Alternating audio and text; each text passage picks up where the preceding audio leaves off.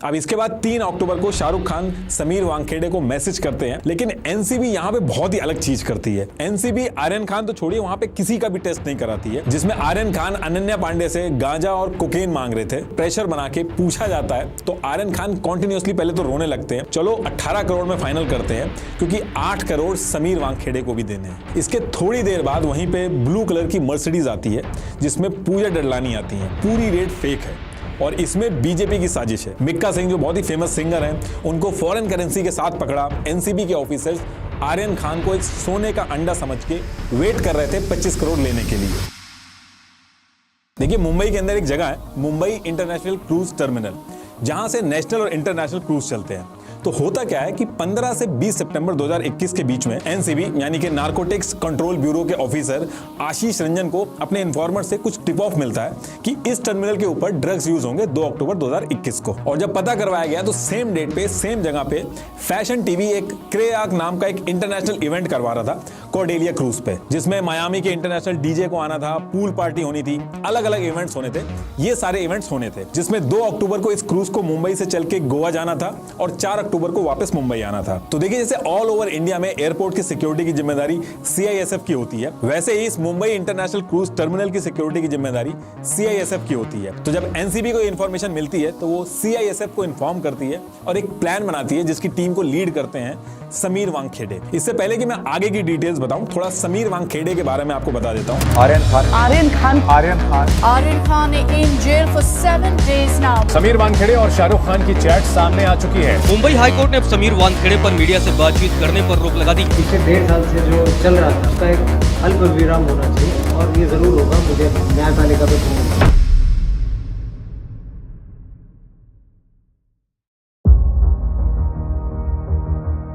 जब सुशांत सिंह राजपूत वाला केस हुआ था तब ये बहुत ज्यादा लाइमलाइट में आए थे।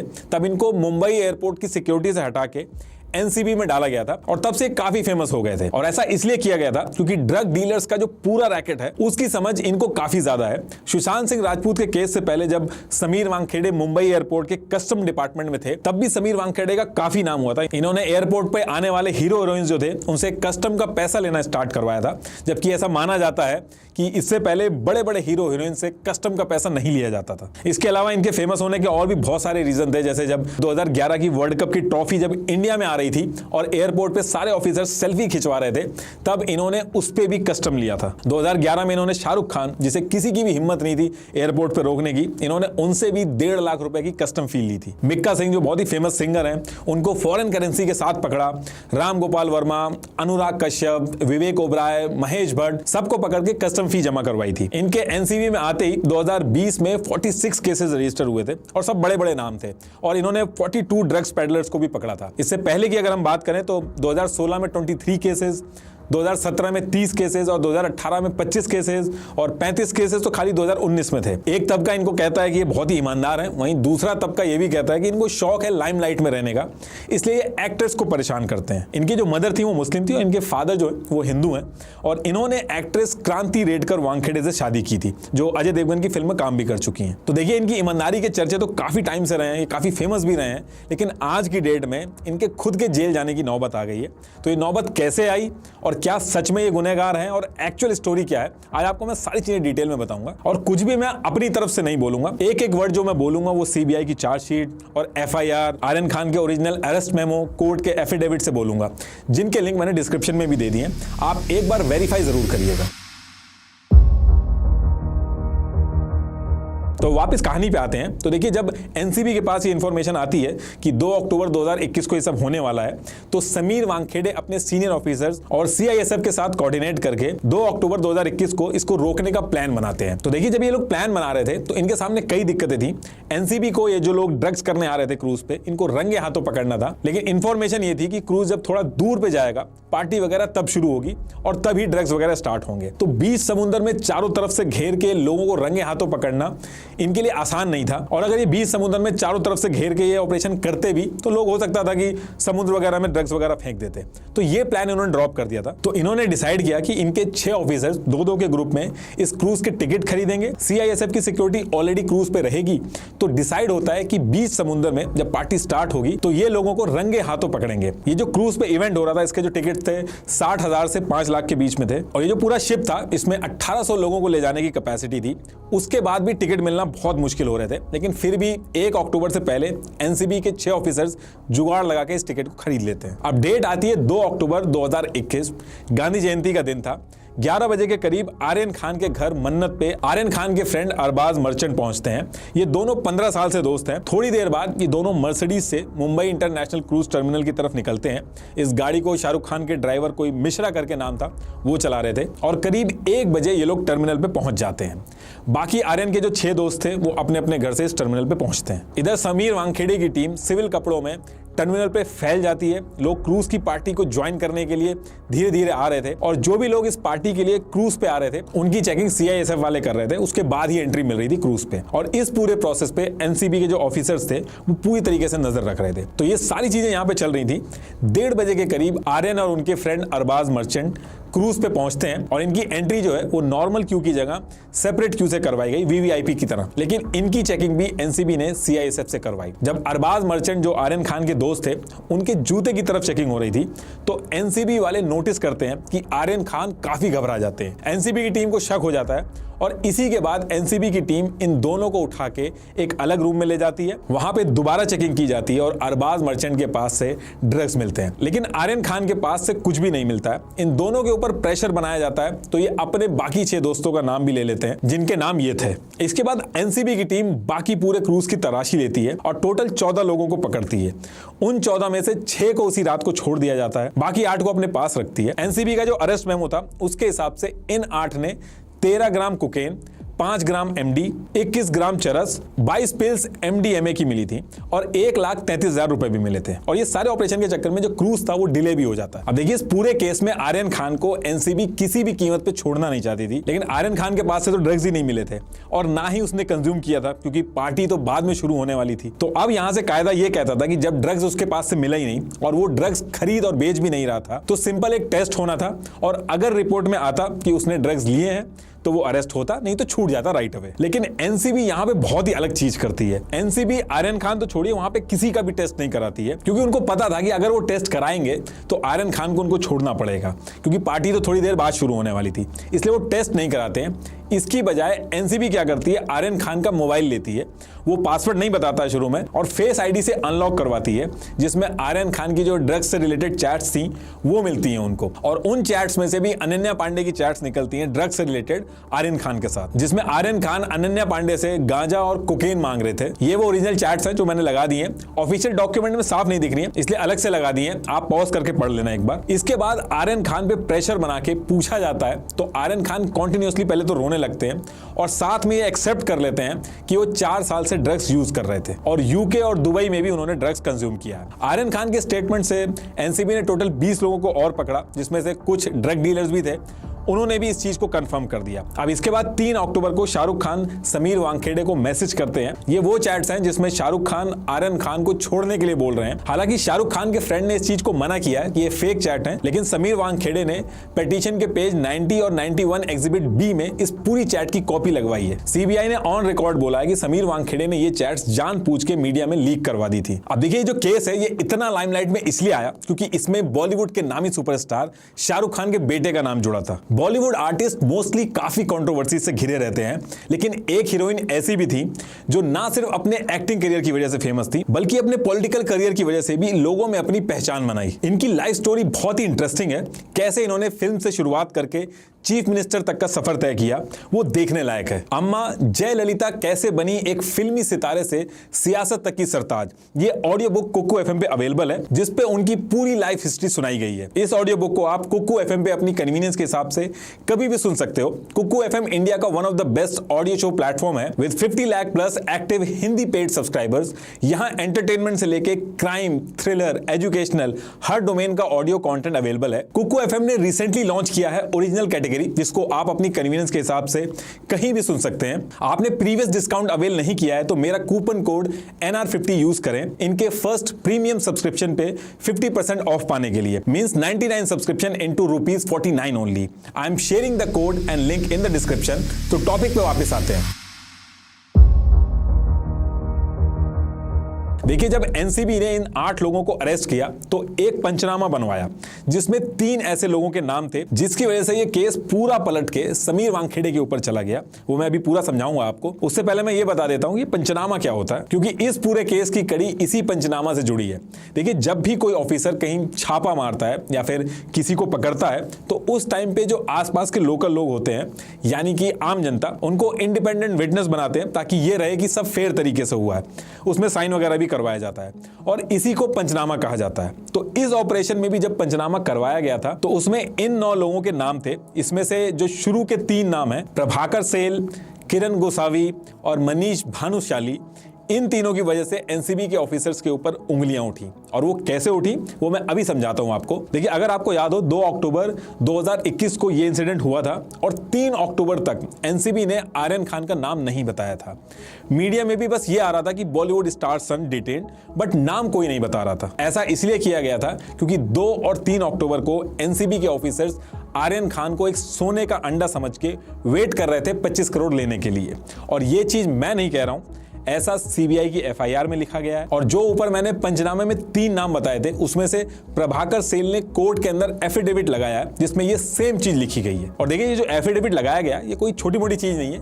ये एफिडेविट बहुत ही इंपॉर्टेंट डॉक्यूमेंट होता है क्योंकि अगर इसमें कुछ गलत इंफॉर्मेशन निकलती है तो एफिडेविट लगाने वाले के ऊपर केस हो जाता है। हालांकि आगे चल के प्रभाकर की डेथ हो जाती है तो ज्यादा कुछ नहीं हो पाता है, लेकिन इस एफिडेविट के कोर्ट में सबमिट होने के बाद करीब 1 साल से भी ज्यादा इन्वेस्टिगेशन होती है और उसके बाद सीबीआई एफआईआर रजिस्टर करवाती है समीर वानखेड़े के खिलाफ कि उन्होंने इस पूरे ऑपरेशन में 25 करोड़ की डिमांड की शाहरुख खान से। वो अभी मैं आगे समझाऊंगा, लेकिन उससे पहले यह बता देता हूं कि जब आर्यन खान को पकड़ा गया तो 2 और 3 अक्टूबर को क्या क्या हुआ और कैसे पैसे का पूरा गेम सेट किया गया, वर्ड बाय वर्ड जैसा इन सीबीआई की एफआईआर और प्रभाकर के एफिडेविट में है वैसे ही बताऊंगा आपको। तो देखिए, होता क्या है कि पंचनामा में जो 3 नाम आपको मैंने बताए थे उसमें से प्रभाकर सेल जो था वो किरण गोसावी का बॉडीगार्ड था।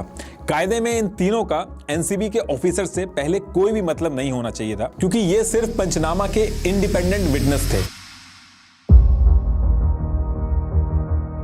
लेकिन 1 अक्टूबर 2021 को जिस दिन एनसीबी क्रूज पे रेड की सारी प्लानिंग कर रही थी, उस दिन किरण गोसावी ने अपने बॉडीगार्ड प्रभाकर सेल को फोन किया कि कल यानी कि 2 अक्टूबर 2021 को 7:30 बजे मॉर्निंग में रेडी रहना। और ये कहने के बाद किरण प्रभाकर को 500 रुपए जीपे ट्रांसफर करता है और व्हाट्सएप पे एक लोकेशन भेजता है जहां पे प्रभाकर सेल को पहुंचना होता है। अब नेक्स्ट डे 2 अक्टूबर को जिस दिन रेड पड़नी थी, प्रभाकर मॉर्निंग में लोकेशन मैप पे लगाता है तो ये एनसीबी के ऑफिस की लोकेशन निकलती है। लेकिन प्रभाकर ज्यादा सोचता नहीं है और लोकेशन को फॉलो करते हुए करीब 8 बजे सीधा एनसीबी के ऑफिस पहुंच जाता है। अब जब प्रभाकर एनसीबी ऑफिस पहुंचता है तो उसको वहां पे किरण गोसावी का ड्राइवर विजय सूर्यवंशी मिलता है जो उसको वहीं पे रुकने को कहता है और कहता है कि किरण सर अभी एनसीबी के ऑफिसर्स के साथ मीटिंग कर रहे हैं। तो ये सुन के प्रभाकर वहीं पे इनोवा कार के पास ही वेट करने लगता है और थोड़ी देर बाद किरण गोसावी एनसीबी के ऑफिसर्स के साथ बाहर निकलता है और व्हाइट इनोवा में बैठ के मुंबई इंटरनेशनल क्रूज टर्मिनल जहां पे रेड डलनी थी, जहां पे आर्यन खान आने वाला था,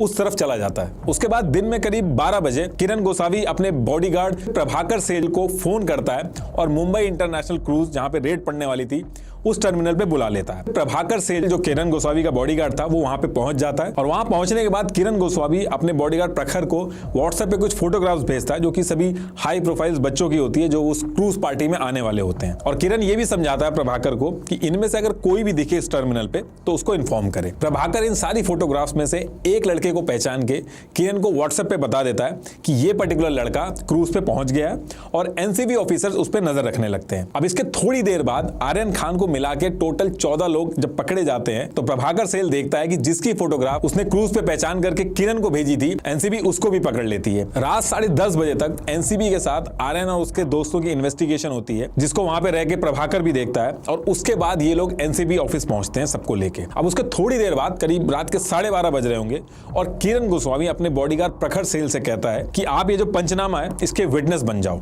शुरू में तो वो झिझकता है लेकिन फिर हाँ कर देता है, और जैसे ही वो हाँ करता है सीधे समीर वानखेड़े आते हैं और उनको 10 ब्लैंक पेपर देते हैं और कहते हैं कि इस पे साइन कर दो और अपना आधार कार्ड की कॉपी भी लगा देना। और प्रभाकर जैसा बोला जाता है वैसा कर देता है और पंचनामे में विटनेस बन जाता है। अब रात में ये सारी चीजें चल रही होती हैं, उस टाइम पे किरण गोस्वामी आर्यन खान के साथ सेल्फी वगैरह भी लेते हैं जो उस टाइम पे काफी फेमस हुई थी, आपने देखी भी होगी शायद। अब उसके थोड़ी देर बाद सैम डिसूजा नाम का एक आदमी एनसीबी ऑफिस के बाहर आता है। कहा जाता है कि यही वो आदमी था जो शाहरुख खान और एनसीबी के बीच में बिचौलिया बना था, लेकिन ऑन पेपर ये प्रूव नहीं हो पाया था। कहा जाता है कि इसी ने शाहरुख खान की मैनेजर पूजा डडलानी को पहली बार बताया था कि आर्यन खान के पास से ड्रग्स मिला है और इस टाइम पे वो एनसीबी के पास है। तो ये जो सैम नाम का बंदा था, जब ये एनसीबी ऑफिस के पास आता है तो किरण गोस्वामी एनसीबी के ऑफिस से करीब 500 मीटर की दूरी पे अलग जाके इससे मिलता है और कुछ देर बात करता है, और फिर उसके बाद प्रभाकर सेल और ड्राइवर को लेके किरण गोस्वामी इनोवा से लोअर परेल ब्रिज जो कि बिग बाजार के पास में है वहां के लिए निकल जाता है। और सैम डिसूजा जो था वो भी इनकी गाड़ी के पीछे पीछे चलता है। इनकी गाड़ी लोअर परेल ब्रिज के पास में रुकती है और सैम भी सेम लोकेशन पर रुकता है। और जैसी गाड़ी रुकती है किरण गोस्वामी सैम डिसूजा से फोन पे बात करना स्टार्ट कर देता है और उस टाइम पे सैम को कहता है कि तुमने 20 करोड़ का बॉम्ब फोड़ दिया है, चलो 18 करोड़ में फाइनल करते हैं क्योंकि 8 करोड़ समीर वानखेड़े को भी देने हैं। और ये जो स्टेटमेंट था आगे चल के समीर वानखेड़े के लिए बहुत भारी बनता है क्योंकि ये सारी बातें प्रभाकर सेल के सामने होती हैं और वो जाके कोर्ट में एफिडेविट के साथ वर्ड बाय वर्ड बता देता है।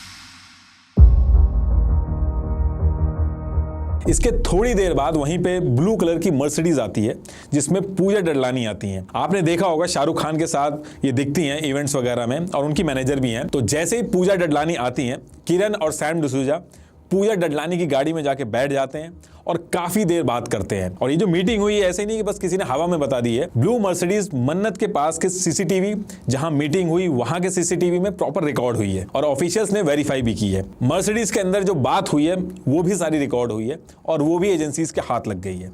तो जब वहां पे मीटिंग खत्म होती है तो किरण और सैम डिसूजा को एक एड्रेस दिया जाता है जहां पर इनको 50 लाख रुपए देने का वादा किया जाता है और कहा जाता है कि ये पहली इंस्टॉलमेंट थी 50 लाख की आर्यन खान को छुड़वाने की। अब इसके बाद किरण गोस्वामी प्रभाकर सेल जो कि उसका बॉडीगार्ड था उसको कहता है कि इंडियाना होटल के पास जाके 50 लाख रुपए कैश में मिलेंगे, उसको लेकर आ जाओ। प्रखर वैसा ही करता है, वहां जाता है और एक व्हाइट कलर की गाड़ी जिसका नंबर था 5102 वो आती है और 2 बैग प्रभाकर को देती है और प्रभाकर वो 2 बैग लेके किरण गोस्वामी को दे देता है और उस बैग में से 12 लाख रुपए निकाल के किरण वो पैसे प्रभाकर को देता है और कहता है कि सैम डिसूजा को ये पैसे दे दो। अब कहा जाता है कि इसके बाद डील कैंसिल हो जाती है किसी रीजन की वजह से। कुछ का ये कहना है कि शाहरुख खान ने इनको फंसाने के लिए ये सब करवाया था और कुछ का ये कहना है कि आर्यन खान को जो एनसीबी ने पकड़ा था ये बात आउट हो गई थी इसलिए डील कैंसिल हो गई। लेकिन एक्चुअल में क्या हुआ था ये किसी को भी नहीं पता। अब ये सारी चीजें हो रही होती हैं, इसके 2 दिन बाद ही महाराष्ट्र में एनसीबी के नेता नवाब मलिक ने यह कह दिया कि ये पूरी रेड फेक है और इसमें बीजेपी की साजिश है, जिसमें इन्होंने कहा कि जब रेड हो रही थी तो उसमें एनसीबी के साथ 2 लोग और थे, एक किरण गोस्वामी और दूसरा मनीष भानुशाली। उन्होंने कहा कि ये एनसीबी के ऑफिसर्स तो थे नहीं, इनका कोई लेना देना नहीं था एनसीबी के ऑफिस में क्या कर रहे थे। अगर इनको विटनेस भी माना जाए तो ये पूरा टाइम एनसीबी के ऑफिसर्स की तरह इधर से उधर क्यों घूम रहे थे। इन्होंने ये भी क्लेम किया कि मनीष भानुशाली तो बीजेपी पार्टी के हैं। हालांकि बीजेपी ने इस केस से अपना पल्ला झाड़ लिया। नवाब अली यहाँ पे भी नहीं रुकते हैं, वो कहते हैं कि समीर वानखेड़े उनकी सिस्टर यास्मीन वानखेड़े जो कि लॉयर भी हैं उनके साथ मिलकर ड्रग पैडलर्स के थ्रू लोगों से पैसा लेते हैं। और ये स्क्रीनशॉट समीर वानखेड़े की सिस्टर के शेयर किए गए हैं जिसमें उनकी सिस्टर और ड्रग पैडलर सलमान के साथ चैट्स हैं। हालांकि समीर वानखेड़े ने इस चैट को फेक बताया और यहां पे भी नहीं रुके नवाब मलिक। उन्होंने कहा कि Sameer Wankhede fake caste certificate लगा के एससी कोटा लेके आईआरएस ऑफिसर बने हैं और ये डॉक्यूमेंट आउट किया। इसके जवाब में समीर वानखेड़े ने कोतवाली रजिस्टर्ड कॉपी और अपना कास्ट सर्टिफिकेट दिया और समीर वानखेड़े को कोर्ट से भी इस चीज को लेके क्लीन चिट मिल गई थी। इसी बीच में एक नीरज यादव नाम का आदमी जो कि भोपाल का रहने वाला है वो इंडिया टुडे टीवी को कहता है कि उसने ही किरण गोस्वामी और मनीष भानुशाली को टिप दिया था कि कॉर्डेलिया क्रूज पे ड्रग्स यूज होने वाले हैं। नीरज का कोई दोस्त था जो उस क्रूज में जा रहा था, वहीं से उसको पता चला कि यहाँ पे ड्रग्स यूज होने वाले हैं। अब ये जो स्टेटमेंट बताई बिल्कुल ही अलग थी। इस स्टेटमेंट से फिर से किरण गोस्वामी और जो मनीष के उनके ऊपर शक पैदा हो गया कि ये तो सिर्फ एक इंडिपेंडेंट विटनेस थे, लेकिन इनका नाम हर जगह पे क्यों आ रहा है। और यही वो टाइम था जब किरण और मनीष को लेके मीडिया के अंदर बहुत सारी बातें चल रही थी और किरण गायब भी हो गए थे। तो जो उनका बॉडीगार्ड था प्रभाकर सेल वो डर गया। उसने कहा कि मुझे मेरी जान का खतरा है, मुझे मारा भी जा सकता है, इसलिए कोर्ट के अंदर उसने जितनी भी चीज़ें हुई थी वो सारी कुछ लिख के एफिडेविट लगा लिया और उसमें से ही मैं आपको कहानी बता रहा हूँ। लेकिन आगे चल के उसकी हार्ट अटैक से डेथ हो जाती है, तो ये बात वहीं खत्म हो जाती है। अब देखिए जो केस था इसके लिए 3 अक्टूबर 2021 से लेकर 28 अक्टूबर 2021 तक कोर्ट के अंदर बहस चलती है। आर्यन खान के वकील कहते हैं कि आर्यन खान ने ना तो ड्रग्स बेचा, ना ही ड्रग्स लिया और ना ही उनके पास से ड्रग्स मिला, तो उनको अरेस्ट किस वजह से किया गया। वहीं एनसीबी के वकील कहते हैं कि उनकी चैट मिली है जिससे ये एस्टैब्लिश हुआ है कि वो ड्रग्स लेते हैं। काफी दिन तक कोर्ट में बहस होती है, लेकिन 28 अक्टूबर को मुंबई हाई कोर्ट बेल दे देती है। 29 अक्टूबर 2021 को फॉर्मेलिटीज पूरी होती हैं, जूही चावला आर्यन खान की गारंटर बनती हैं और 30 अक्टूबर को आर्यन खान बाहर आ जाते हैं। अब देखिए इसको अगर आप नेशनल लेवल के इंसिडेंट की तरह देखते हैं तो 1800 लोगों की शिप में जितना ड्रग मिला वो काफी कम था। कायदे में आर्यन खान अगर शाहरुख खान के बेटे नहीं होते तो आर्यन खान को बेल बहुत जल्दी मिल जाती, लेकिन जानबूझ के आर्यन खान को 30 अक्टूबर तक फंसाया गया। और ऐसा मैं क्यों कह रहा हूं वो अभी आपको बताऊंगा। लेकिन जिस तरीके से ये केस आगे बढ़ा, एनसीबी के ऊपर क्वेश्चन उठने लगे कि एक तरफ 13 ग्राम ड्रग्स यानी कि 2 से 2.5 चम्मच और 21 ग्राम गांजा यानी कि 4 से 5 चम्मच जितना गांजा मिला। इस चीज को लेके इतने दिन से इतनी बड़ी न्यूज बन रही है, जो कि अच्छी चीज है, सबको पकड़ा जाना चाहिए। लेकिन पहली चीज, आज तक जितने भी स्टार इन्होंने पकड़े हैं किसी को भी ये सजा नहीं दिलवा पाए। कुछ दिन इनको लाते हैं ये लोग, मीडिया में खबरें बनती हैं और उसके बाद ये छूट जाते हैं। दूसरी चीज, उसी टाइम पे अडानी के मुंद्रा पोर्ट पे 3000 केजी का ड्रग्स पकड़ा गया था जिसकी कीमत करीब 21,000 करोड़ की थी। उसमें कौन इन्वॉल्व था ये लोग आज तक नहीं पकड़ पाए और ये बहुत बड़ा मुद्दा है। इसके बारे में बिल्कुल भी बात नहीं हुई और न्यूज ने भी ज्यादा कवर नहीं किया। वहीं ये 5 से 10 ग्राम के पीछे ऊपर से नीचे तक सबको ही लगे हुए हैं। असली कार्रवाई इनको जहां पे करनी होती है वहां पे ये नाकामयाब रहते हैं, इसलिए इनके ऊपर इल्जाम लगते हैं कि ये अमीरों को पकड़ते हैं जिनको अपना नाम खराब होने का डर है, उनसे पैसा लेते हैं और इसी चीज को लेकर सीबीआई ने एफआईआर भी की है। तो देखिए 30 अक्टूबर 2021 को आर्यन खान को बेल मिल जाती है और सेम ईयर 2021 दिसंबर में वानखेड़े को एनसीबी से हटा के चेन्नई ट्रांसफर कर दिया जाता है।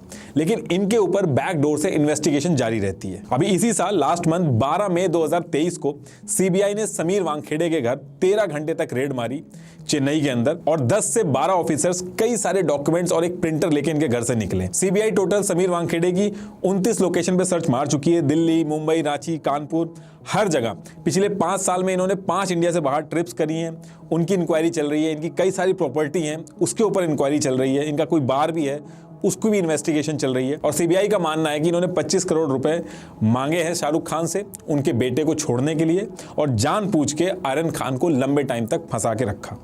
इसको लेके सीबीआई ने एफआईआर दर्ज की है समीर वानखेड़े के खिलाफ। ये ओरिजिनल एफआईआर की कॉपी है और सीबीआई अभी ये भी चेक कर रही है कि उस दिन 14 लोगों को जो पकड़ा था उनमें से 6 लोगों को छोड़ दिया था। उनका नाम अभी तक नहीं बताया, तो क्या उनसे भी पैसे लेके छोड़ा था या फिर बिना पैसे लिए छोड़ा था।